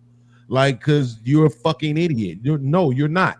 Nobody is doing that. Why is the belief so light, though, upon those who could be transparent, you know what I'm saying, snakes in disguise, if you will? Why is there Can you so ask much? that question in English? I did, nigga. We talking about You did. The first part of that question was Professor X. Just dumb it down a little bit. The whole thing of desiring to believe, right? Mm-hmm. Why is it that it don't take much for people to believe? And then there's always, you know what I'm saying, down the line, oh, the person was a snake, or, you know what I'm saying, so the answer to the first part of your question is cope. Everybody does it, right? So some people use drugs, some people use food, some people use alcohol, some people use religion. People trying to cope with life, the unknown. It's the people's opium, somebody said. Now, my beans, because I don't want to be unfair to you, Beans. Mm-hmm. All right, I always like to make sure that everybody knows everybody. All right, sometimes you want to go where everybody knows your name. And so I wanted to share something with you, sir, because I think it's only right to do so. And so I'm going to pull it up here, and I hope you enjoy this because this isn't a one lifetime thing. I don't know if you ever come back to the show, but this is for you, sir. Here we go. Oh, have mercy. I know, and I know Law's looking at me because he already knows what's about to happen. Here we go. It's hurting right now. I have to sit with my elbows and my arms folded all day long. I can't move. And are they hurting right now? Yeah, yes, it's hurting right now. All right, listen, God's getting ready to heal your body. I hear the Lord saying that the miracles that you've been standing in the gap waiting for, that the miracles is on its way right now. And it's healing your body right now. I want you to shake those arms right now and move those elbows right now. Because, I'm shaking them. Because is healing you right now. Did you feel that? You feel now? I still feel the pain back started. But the pain is leaving out right now. This is incredible.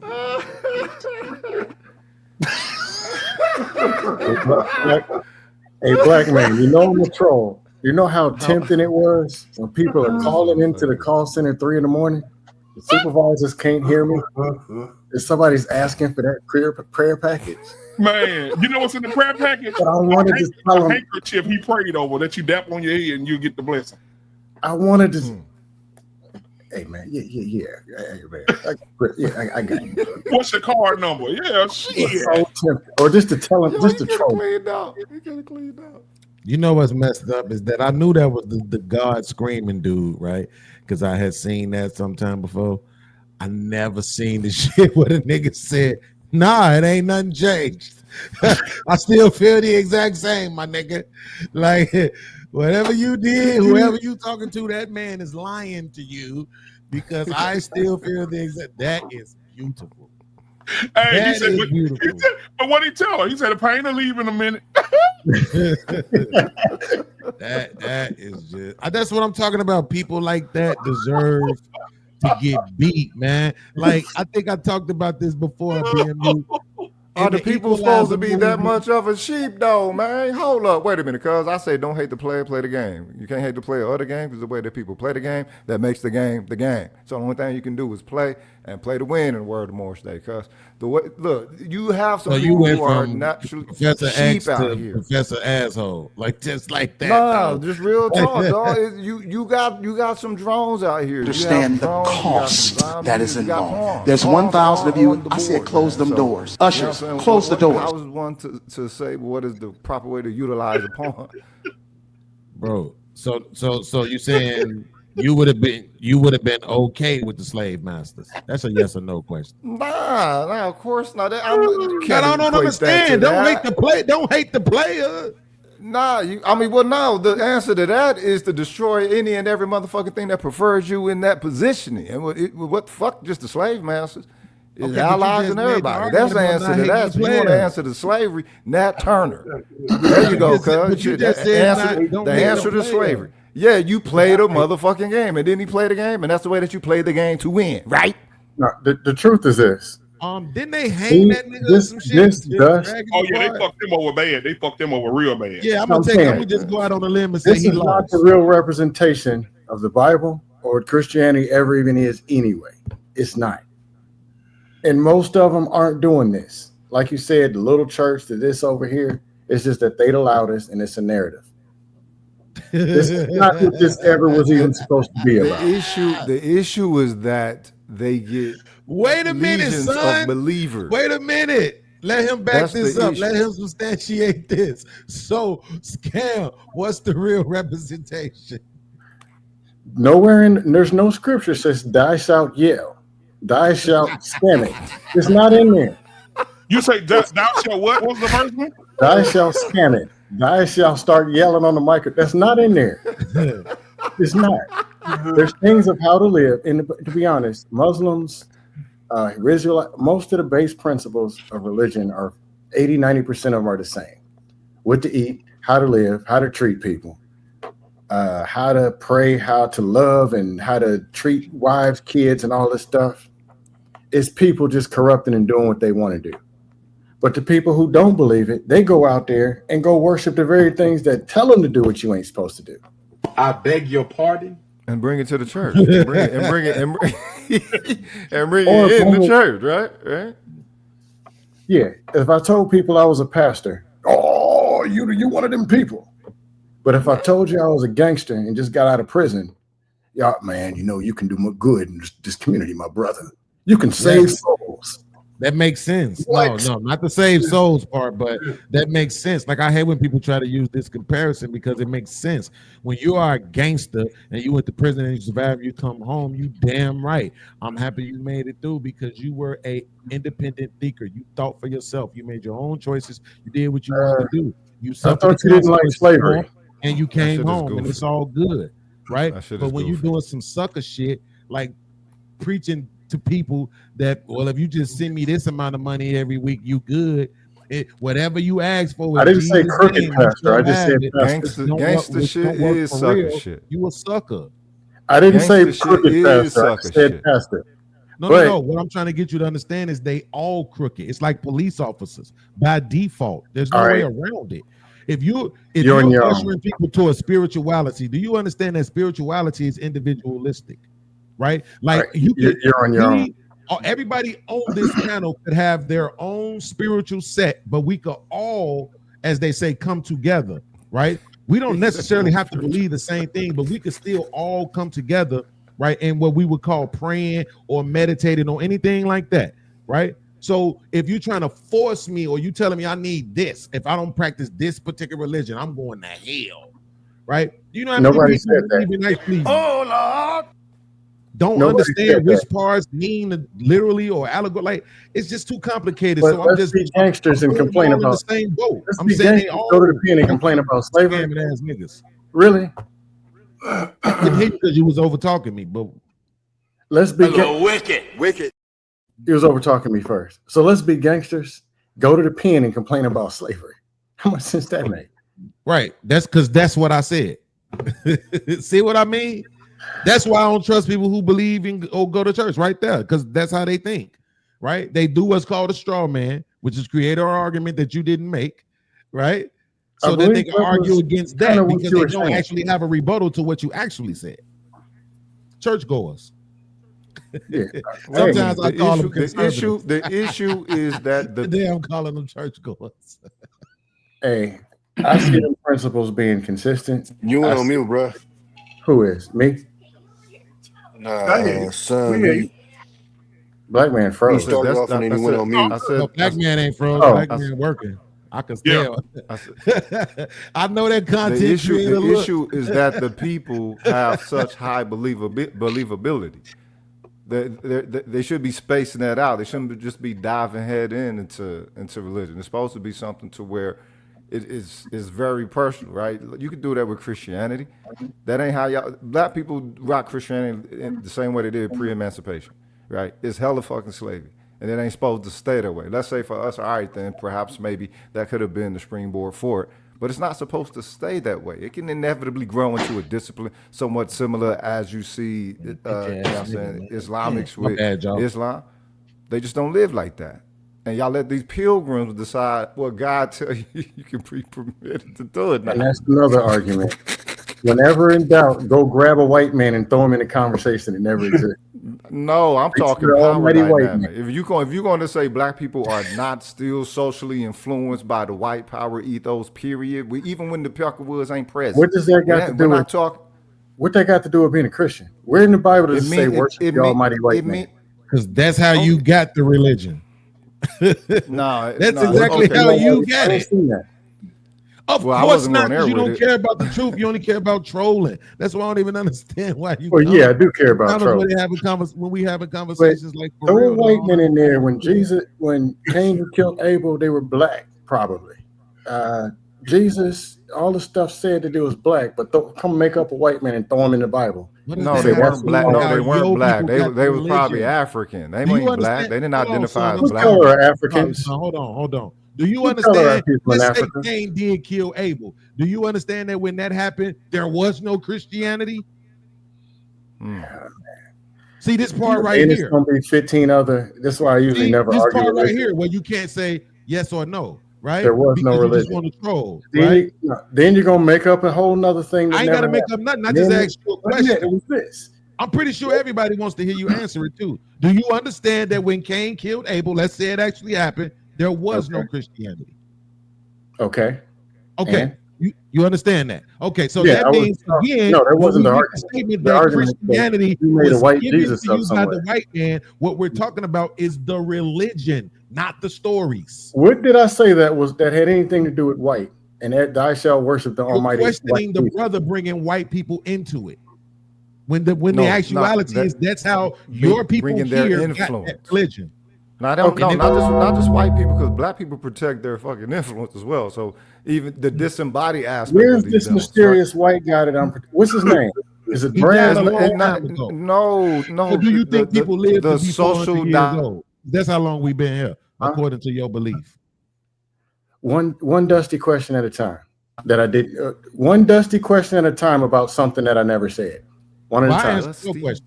You said, "Where's he at?" I'm telling you, he died 400 years ago, probably, because that's how long we've been here.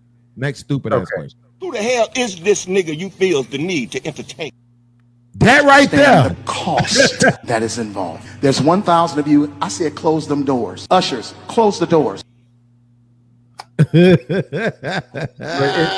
It's the same thing. Yo, the little whippersnappers is a funny ass. When anything, grab a white man, throw him into something, and say that's the problem. And yes, absolutely, because everything on this particular continent is their fault. Everything. But hold on. I'm not saying the white man is. I'm not saying the white man is the problem. What I said is the problem is what I said is the problem is the believability of the people. The fact that they will believe so deeply, so swiftly, and you know, lead by faith, not by sight. All right, well, perhaps maybe they need to be utilizing a little bit more of that damn sight. That okay, so you're taking problems. I think you got a delay right now, son, for some reason. Huh? Unless that's my shit. So you take people and then blame that on the religion, and then go outside of religion and see even more screwed the hell out of people and say, "Man, that's what we all got to do." Because the religion is making these people do what? See the last part, how he added that in there, lost the translation. See, it's like they act like we don't hear them when they talk. You're glorifying the gangsters. They independent thinkers. Absolutely. No, they follow gangsters. What are you talking about? Gangsters. Then they follow COs. What are you talking about? And they kill one another. Why am I mad at you? Why am I gonna be mad at you? Because you made your independent choices. Because this is what I said, lost the translation, what he's ignoring. I said they made their independent choices. Rewind the tape, and I said suffered the consequences of their choices and made it home. Did they make independent choices, or they following the OG? They suffered the consequences of those choices and made it home. And made it back to the home that they poisoned. Made it back to the home that they poisoned, preyed upon, and preened, motherfucker. Everybody poisons the hood. What are you talking about? Mothers poison the hood. Fathers poison the hood. All right, even as a troll, I can't keep up with what y'all saying now. Wait. See, this is what I'm saying. Don't run from shit. Respond to it. I don't know what the hell you're talking about. Is it? I'm not talking to you right now. I'm talking to Son. Son, is it true or not? Roguish. Who doesn't poison the hood? I'll wait. What you mean? Who doesn't poison the hood? Me. The hood is. How are you getting lost? Fucking poison. How is that even possible? Just the fact you probably one of those people that refer to the hood based off of the stereotypical, detrimental state and criminal perceived criminal element that is. That's why you glorify gangsterism. So glorifying them is by saying they made their own choices, suffered the consequences, and they made it home. That's glorification. Great. Thank you for letting me know that. I didn't know that. But let's go again. I'll actually suffer their consequences. Why? Simply because they went to fucking prison? Please they ain't the only place that they owe. You paying these Peckerwoods. What the fuck they pay back to the hood? That they done fucking poison and set up all that mega murdering. Well, are you kidding me? What they pay back to the hood? We understand. Okay, you paid your debt to society, to white society. Fuck these devils. They don't count more than the hood. Absolutely. They don't count more than the hood. So who don't poison the hood? Do mothers poison the hood? Get out of here. Now you want to defend gangsters like he want to defend Christianity. All right, then, so you finna defend your religion, huh? I ain't finna go that back and forth with you, nigga. Nah. Nope. Nah, that's your religion. You can't be intellectual and stupid at the same time. That's your religion. There you go. Yep, it's not a defense of them to ask you about another demographic. Do you understand? That's what racist white people I'm not going to go back and forth with you. Nah, you defend. You don't have to. I'm trying to have a conversation with you. Nah, you're not. Nah. Yeah, I am. I'm asking you questions, and you're. Let's give it back to the host. Let's give it back to the host. Everybody's going to. I'm not finna talk to somebody defending gangsterism, cuz. So you that's your problem. So I'm muting me by saying I'm muting. Okay, I'm muting. 1, 2, 3. There you go. Mute up. I like it when stupid people go on mute. It's perfect for me. Right? So I want everybody to see this, and all the people who will see this tomorrow when I react to it. This is what stupidity looks like. right? When somebody is trying to make the statement that you can't question one thing without glorifying or validating the other thing. See, that's what racist ass white people you good. Right? You good. We just saw this recently. Right now, he want to unmute. Now you want to equate somebody to a Peckerwood. Now he want to talk. Now you want to equate somebody to a Peckerwood. Right? You out of pocket that time. You out of pocket that time. I burnt you and Angry Man on your motherfucking channel, nigga. I remember you. Wait a minute. I remember you. I remember you. So recently, black man, I don't know if you saw this. Let me show you how this shit works. Let me show you how stupid. Whatever, cuz. Whatever. So when the white lady called the little 5-year-old kid the N-word, they used that scenario to broach a conversation about black fatigue.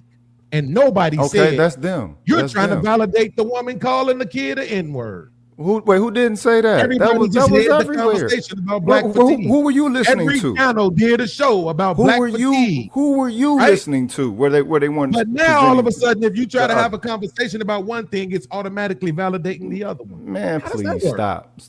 You're just trying to substantiate your own argument. All right, then. Because that's what you're supposed to do. Nah, that's what intellectual people do. They you don't have one, dog. They don't just make dumbass claims. Look, you defending gangsterism, dog. You don't have one. You can say that shit all you want to. If anything, it's supposed to be mob. If anything, it's supposed to be mob. It ain't supposed to be gangster. And even more so, it's supposed to be business, you mark motherfucker. You ain't supposed to be gangsters. Gangsters is the shit that motherfucking mob get into when they can't be gentlemen. When you can't handle your shit like businessmen, then you get into some gangster shit. You do not stay in a fucking gangsterous state. That's bad for business, right? Got you. Lost in translation. Do you think I was defending gangsterism? No. Checkmate.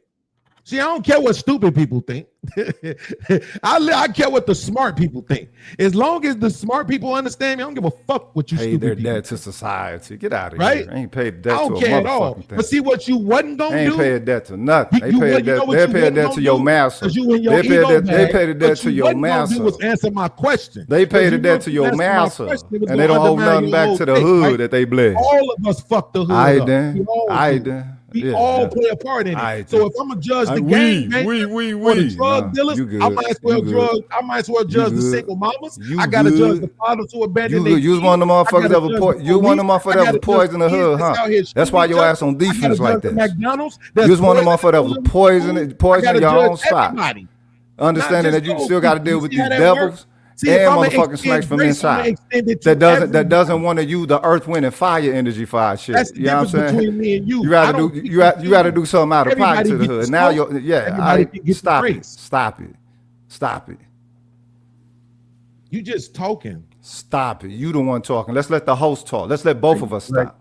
Obviously, he wanted me to talk, or he would have told me to stop. Black man, that's what I'm talking about. That's what America wants. That part right there. Hey, black man, can you pull up Bishop Sugar Meat Sam? How the hell you got all these clips? The damn StreamYard only hold 100. Pull up past the collection plate and Bishop Sugar Meat Sam.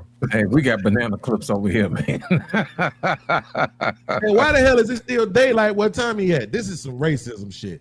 You see the white man? Hey man, they don't call it the best coast. The white man got the sun up over there where you at. They don't call it the best coast for no reason. You feel me? Give me the East Coast. Down there midnight, this nigga Central getting suntans and shit. Central time is the best. You know, that's the reason why we have to take one topic at a time. Because what happens is like Bean said, well, load the banana clip up with straw man arguments, and then we go around in circles, man. It is crazy. That don't do us no good. So that's the reason why we do one at a time. But Beans is correct. Yeah, when people throw white Jesus in there. I'm so mad that he said you're the only one. People just reach and throw the white man in anything. That's when it's just time to just say anything. Like you got to be able to pew. Why did that shift your focus more than anything? How is it that these programs are so non-existent to you in the subconscious mind of black people, particularly those who are? What are you paying attention to? What are you paying attention to? I'm in South Dallas. I see the shit, cuz. Hey, Roger, so you in Dallas for real? So you saw white Jesus walk on water. That's what you saw him.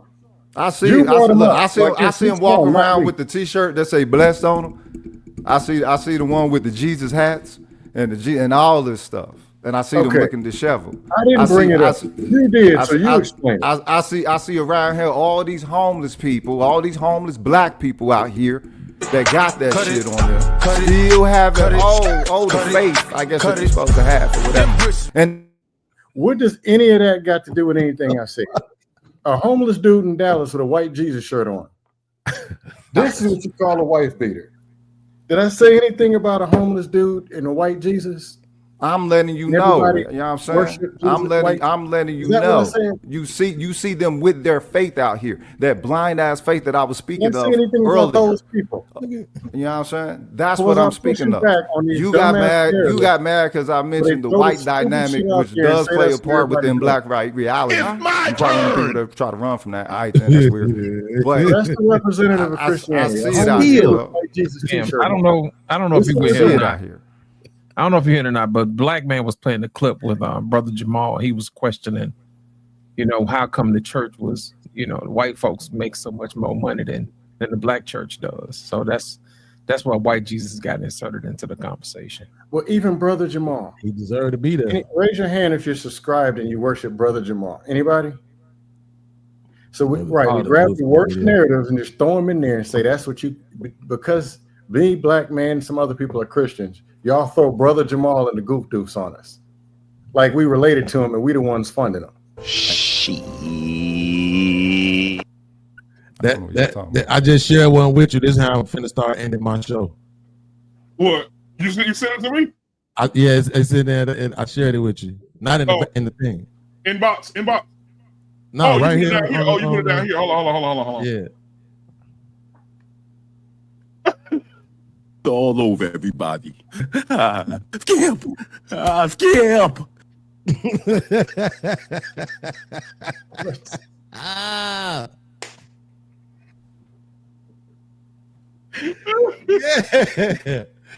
Hey. Boy, y'all stupid, boy. Listen, I ain't gonna lie. I'm scared of AI, but at this point, hey, fuck it. All right, man. Well, hey, listen, we finna get out of here, man. Hey, I appreciate all y'all coming tonight, brother. Appreciate the conversation, man. Next week we'll be right over here. Y'all invited to come back if you want to come back to have a conversation next week, man. Next week is Black Parents, the Ultimate Dream Killers. So we're gonna talk about that next week. Checkmate. I gotta make sure I come to that one because I just had to comment on JT post. He made a post with the dude graduating and start dancing, and the principal dude stopped him. Yeah, and I'm looking like, why are you killing this nigga Joy? He wasn't crip walking. He wasn't throwing up gang signs. He simply did a dance celebrating a milestone, and you just. He got the rest of his lifetime to dance, man. Walk your ass straight up. Hey, there you go. There's that white man coming out. You are. I thought we killed that BMU. Man, ain't no white man. Shit, that's Black African blood. I'll say something from the next show, but the one thing I'll tell people right now, the one thing that I didn't have no issue with the brother telling him, get your ass back there and walk straight, motherfucker. You know. But look, this is my only problem with it, man. That's how we used to do. Why is that? So we don't look a fool. I can tell you why, Tommy, because they just had the outbreak at this other graduation. It was another graduation where the whole, damn near the whole graduation was twerking and dancing and jumping all around. Are you talking about the females that all that graduated as doctors or whatever? Yeah. They got a few female boys there too, though. Yeah, there was a whole bunch of female doctors and dudes, and they was out there, girls out there throwing that ass. And they just graduated. I could make the argument, Tommy, he was just trying to prevent that. There was one on the high school down in I think it's Texas or something. That's what they do. It's sort of a ritual, just that somebody posted it. Yeah, the man is still. Let me ask you a question. Let me ask you a question. Is it okay for you to twerk on your fifth masters, or is there a twerk limit? I'm sliding, I'm riding through the back like mustard on a beat, bro. Deep bird in the rap. He a freak though, man. Damn, call like Amber Lambs. Tell him breathe. Let them boys kill the cross. They walk around like thieves. Yo, shout out to my man Patrick Swayze, man. They twerking at kindergarten graduations, lost. So shit, the fifth is man. At fifth, you better be up there stripping on your fifth. I'm telling you, man, you gotta have with some lights. You know what I'm saying? They get kindergarten graduations twerking. You got to level up, girl. This your fifth one. Wow, the white girl was in kindergarten. All right, that's know, so she can do her feature. You know what I'm saying? No, Beans. I'm not talking about the kids. I'm talking about the moms. Yeah, I'm not talking about the a minute time, and the moms is twerking at the kids' graduations, man. Yeah, I know you didn't see the videos. Yeah, I don't know if you got the video of the little girls, probably somewhere between 4 and 6 years old, singing that hands on your knees, hands on your knees. No. Like a whole birthday party of them. Yeah, I remember that. I reacted to it earlier today. I was just saying to PM, I don't know if you had it, if you want to bring that up next week. I mean, because I posed the question in my chat, poll, should the kids be removed? And we was 56%. Yeah, I couldn't believe it. Wow. I couldn't believe it. Bro. Before we got here, I got another Cash App. I know Beans are probably going to enjoy this video more than anybody in our pain, but this is for the $5 Cash App.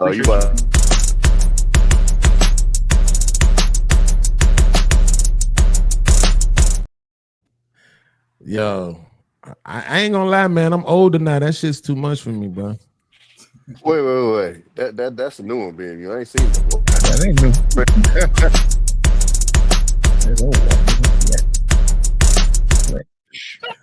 That's face too on much the for me at this screen. point. Ain't nothing you can do with that, boy. Ain't nothing you can do with that, Tom. Not at all. Ain't nobody trying to wrestle with that big shit no more. Beans, before we get out of here, because I know she was too much for you, so that's why I got you this one.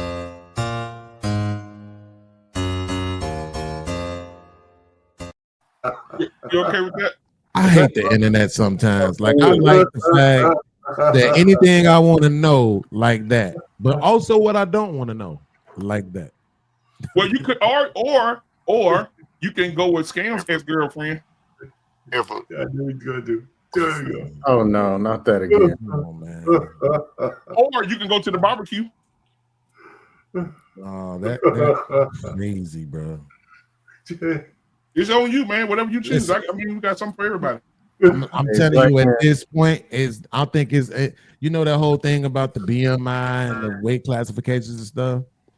Yeah, can't argue with it no more. Well, plus silence. They said big bag bitch, get to the bag. They said big bag bitch, you want a snack? Well, this big bag bitch, she got the stack. So put big bag bitch clothes on the rack. Ooh, on the macaroni, move and shake it for me. Ooh, we shaking and quaking. The brands are phony. Ooh, the brands are phony. Ooh, they need a Tony. They need an Emmy, Oscar, Grammy, cause the shit's baloney. The way they be faking like they're making all the sizes. If you ain't got at least a 4X, you ain't trying. Ooh, so give it to us, baby. Give us our guy. Give it to us when we step on the spot. Ooh,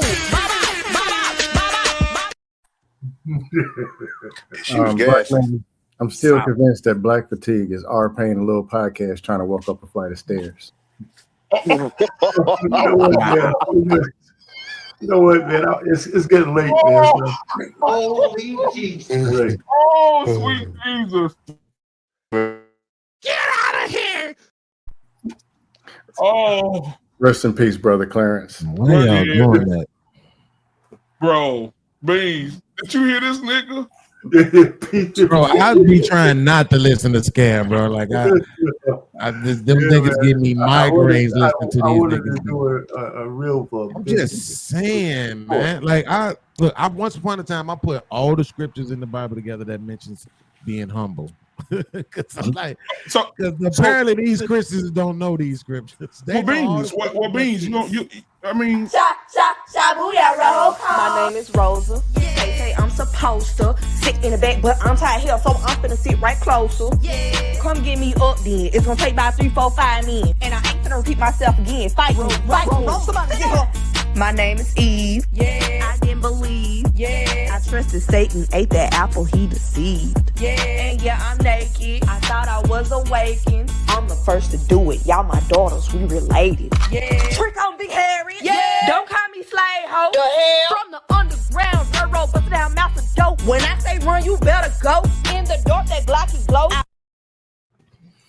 Hey, okay, I can't tell. Is those different girls? No, all the same. It's the same all one. the same girl. She's a comedian. That's still my favorite clip. That's pre-AI, man. Y'all don't know nothing about that. She got that kind of technology. I need to get into it. So that was the Saints. Wow. Oh, Right. You see what I'm saying? Like, I need to all hit the that same. They want one girl. That's wild. Back in the Dusty Spirit days. That's a good ass job. I wonder how much she paid for that. I want to say this to you, Beans, and we're gonna get out of here, man. If you're looking for a church home, you where you at? You in Kentucky, right? Yeah. Yeah, you're looking for a church home. Bishop Goodjoint. I talked to him today. He said send Beans on over. Tryna pour out all night, DJ play another song. Tryna pour out all night, DJ play another song. Tryna pour out all night, DJ play another song. Tryna pour out all night, DJ play another song. Tryna pour out all night, DJ play another song. Tryna pour out all night, DJ play another song. Tryna pour out all night, DJ play another song. Tryna pour out all night, DJ play another song. It's clever, baby. I'm in this bitch with AJ in the club, jumping up and down like it's payday. Party all night, shout out to my nigga, baby. Yeah, that's my DJ. That's my DJ. Nigga, I've been rolling like a Mack truck. Bam, bam, bam, throw me back one. Don't step on my shoes, nigga, back up. But you fuck around and get your bitch snatched up. Yeah, they done let me in, they done let me through, yeah. Nigga, it's whatever what you wanna do, yeah. Out of my head, chicken all night long. DJ Hey man, that boy behind me. Dr. Umar look different dancing like that. I ain't gonna even lie. He does look like Dr. Umar, don't it? But Dr. Umar told me to tell you. You can stop it.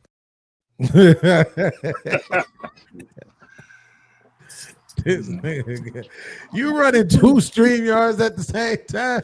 How you get all these damn clips? Hey, bro, when that nigga told, I'm gonna say this, we finna get out of here. When that nigga told Mike Wilbon, called Mike Wilbon a bald head midget, boy, I damn near died. Fat, bald head, no neck midget. I sentence you to 3,000 lashes for conduct unbecoming a black man.